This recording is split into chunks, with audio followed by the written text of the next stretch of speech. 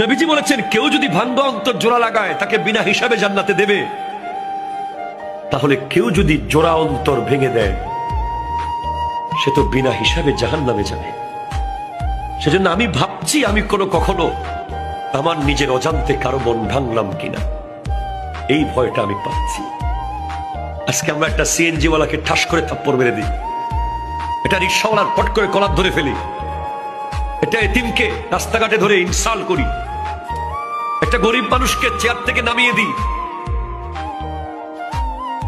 একটা ফকিরকে অপমান করি, অপদস্থ করে কথা বলি, কোরবানির দিন গোশতের টুকরো একটু বেশি দিতে হবে বলে দরজা বন্ধ করে দিই।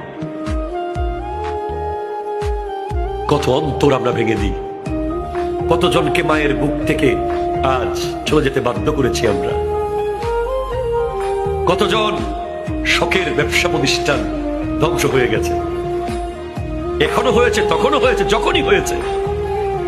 যেখানেই যার অন্তর ভেঙেছেন, অন্তর ভাঙা এটা অনেক কঠিন একটা ভয়ঙ্কর গুনাহের কাজ।